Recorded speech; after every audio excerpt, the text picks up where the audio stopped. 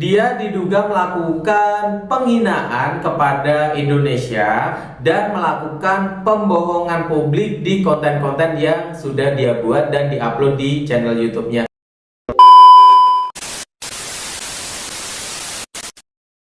Assalamualaikum warahmatullahi wabarakatuh. Welcome back to my channel Jejak Dua Kaki. Kembali lagi bersama gua Tora yang akan nemenin teman-teman semuanya untuk membahas topik-topik yang lagi hangat diperbincangkan oleh para netizen.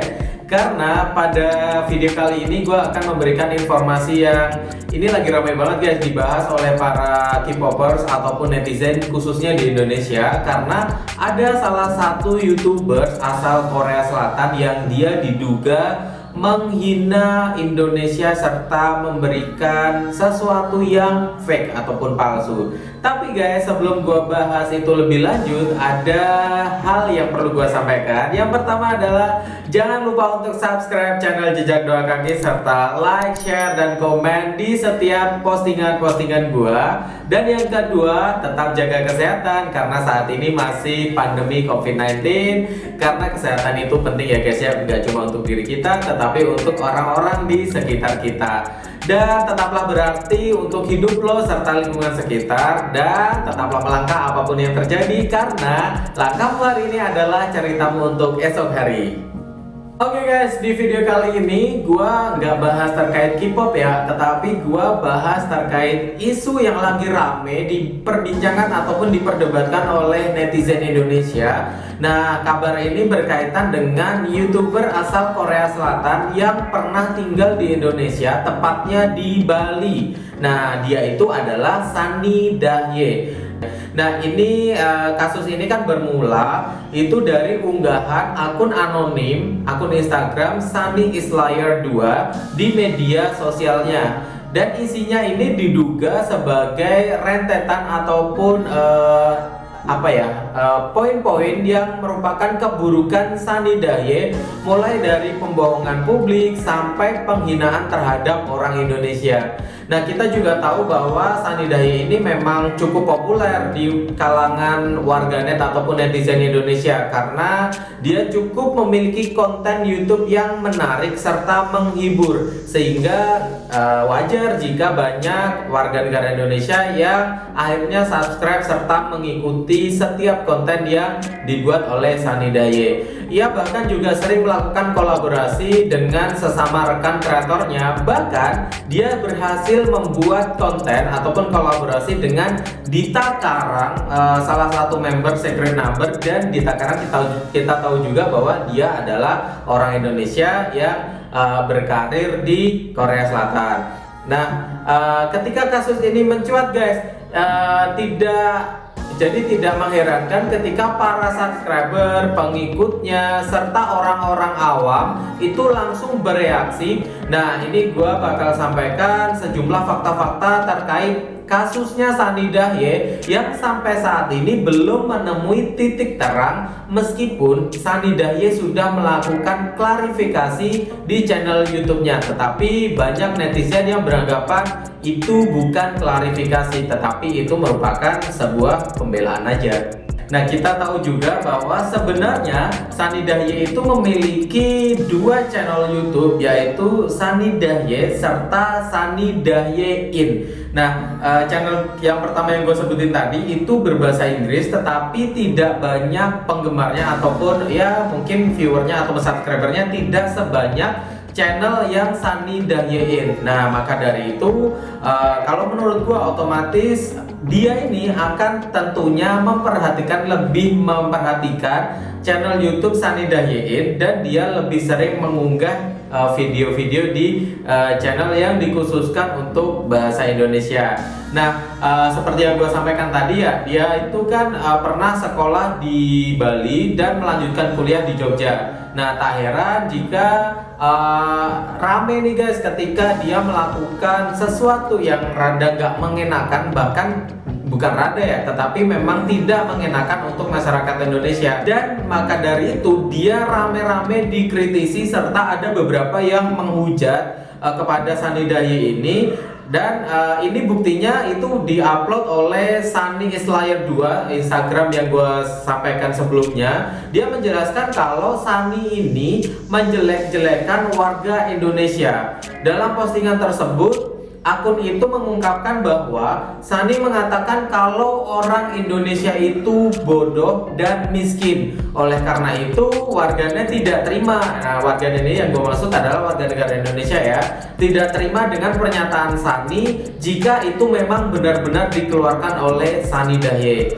Warganet pun akhirnya rame-rame mencecar Instagramnya ataupun sosial medianya Sunny Daye. Bahkan di channel YouTube-nya ataupun di video klarifikasinya yang gue sampaikan tadi itu mereka menganggap bahwa ini seakan-akan dibuat-buat. Dia tidak mau mengakui bahwa dia benar-benar melakukan penghinaan tersebut. Selain akun Instagram Sunny Islayer 2 tadi, itu ada salah satu akun, bahkan akun ini sudah verified, sudah centang biru, yang dia juga mengungkapkan bagaimana Sunny memperlakukan editornya. Nah, Sunny ini dianggap tidak membayar editor dengan layak. Diketahui editor tersebut yang membuat opening YouTube Sunny Juli, dan ini rada menarik perhatian karena Sunny Daye ini dianggap kurang mengapresiasi karya dari sang editor. Dan seperti yang gue sampaikan tadi bahwa Sunny Daye ini sudah membuat video klarifikasi di channel YouTube-nya yang diunggah pada tanggal 18 Agustus 2021. Dia membuat video tersebut sebagai bentuk permintaan maaf serta menjelaskan. Kalau menurut gue sih sebenarnya itu nggak menjelaskan terkait duduk perkara yang dituduhkan kepada Sunny Daye bahwa dia dianggap menghina dan menjelek-jelekan warga negara Indonesia. Nah, di video tersebut dia mengungkapkan permohonan maaf dan berencana untuk beristirahat dari sosial media termasuk YouTube channelnya untuk sementara waktu karena dia ingin memperbaiki mental atau kesehatan mentalnya dia ya. Nah, lebih lanjut lagi, dia ini menyampaikan bahwa ayahnya baru saja meninggal dunia, maka dari itu dia baru saja sempat untuk membuat video klarifikasi tersebut. Kabar atau rumor penghinaan nama Indonesia ini itu tidak selesai sampai di situ aja guys, tetapi ini berbuntut panjang karena Sunny akhirnya memutuskan untuk membawa dugaan ataupun tuduhan ini ke jalur hukum karena dia merasa ini sudah membahayakan kesehatan mental dirinya. Dia tidak hanya dicecar, tetapi dia juga mendapatkan ancaman pembunuhan oleh salah seorang netizen. Nah, dia ini rada khawatir ketika dia akan melakukan aktivitas-aktivitas di luar rumahnya, sehingga akhirnya membawa kasus ini ke jalur hukum. Nah, YouTuber Sunny Daye ini semakin jadi perbincangan jagat maya, tidak hanya karena dugaan penghinaan kepada Indonesia, tetapi dia juga melakukan sesuatu yang tidak semestinya kepada editor seperti yang gue sampaikan tadi, karena dia menurut gue sih dia melanggar sesuatu perjanjian ataupun melanggar mungkin semacam peraturan hak cipta ya. Nah, ini akan gue jelaskan lebih lanjut. Sang editor yang gue sebutkan tadi yang saat ini sudah tidak bekerja sama lagi dengan Sunny Daye, si Natasha yang gue maksud sebagai editornya, dia merasa kecewa karena Sunny Daye ini tidak benar-benar menyampaikan permohonan maaf di dalam video klarifikasi tersebut. Nah, sementara itu Natasha melalui akun media sosial Instagram pribadinya yaitu Setstreams membeberkan rasa kekecewaan atas permintaan Sunny Daye. Nah, seperti yang gue sampaikan tadi bahwa Natasha menjelaskan bahwa dirinya belum menerima permohonan maaf yang sebenarnya dari Sunny Daye.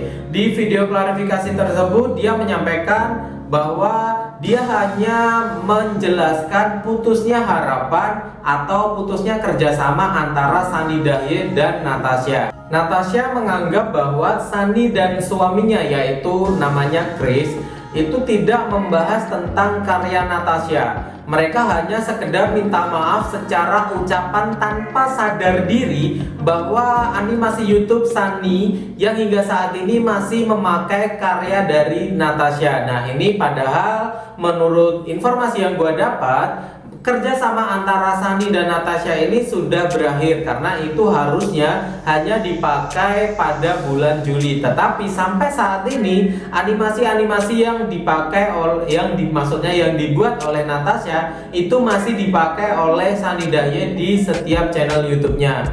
Nah, ini ada kata-kata Natasha yang menganggap bahwa Sunny dan Chris ini melanggar kesepakatan mereka. Mereka tidak membahas apa yang akan mereka lakukan di masa depan. Pada akhirnya, mereka masih akan menggunakan semua gambar saya selama beberapa tahun ke depan.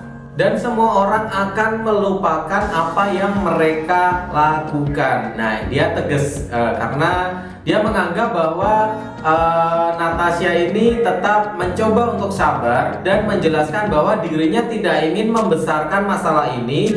Namun dia menegaskan bahwa mencantumkan hak cipta sebuah karya seseorang itu sesuatu yang harus dilakukan dan itu penting untuk dilakukan. Nah, saya tidak mencoba untuk membuat masalah ini besar. Saya hanya mencoba mengatakan bahwa memberi kredit kepada artis itu penting dan sebenarnya tidak terlalu sulit untuk dilakukan. Nah, itu kata-kata dari Natasha yang diungkapkan dan ditujukan kepada Sunny dan suaminya. Bermula dari Sunny dan Chris yang bekerja sama dengan tim Chris di Tokyo Creative, mereka meminta untuk dibuatkan animasi untuk YouTube Sunny dalam rangka kampanye edisi Sunny Juli pada Juli 2019. Namun guys, ternyata sampai kampanye itu selesai, Sunny tetap menggunakan hasil karya dari Natasha dengan tanpa mencantumkan siapa editor dari animasi tersebut. Nah, ini ungkapan dari Natasha yang disampaikan kepada Sunny juga ya. Itu, Natasha juga mengungkapkan bahwa Sunny sudah tidak lagi mencantumkan nama Natasha di kolom deskripsi YouTube-nya. Bahkan sampai-sampai Sunny menghapus unggahan foto di Instagramnya yang sebelumnya diupload dan menandai Natasha. Terakhir, Natasha hanya menghimbau kepada warganet untuk tidak mengirimkan komentar-komentar jahat dan ujaran kebencian kepada Sunny dan Chris, meskipun Natasha sebenarnya sudah dikecewakan oleh mereka ya, karena karyanya sudah tidak diapresiasi dengan baik. Natasha hanya ingin karyanya bisa dihargai, diapresiasi sebagaimana mestinya, dan berharap agar kedepannya Sunny dan Chris ini bisa lebih baik mempertanggungjawabkan apa yang diucapkan.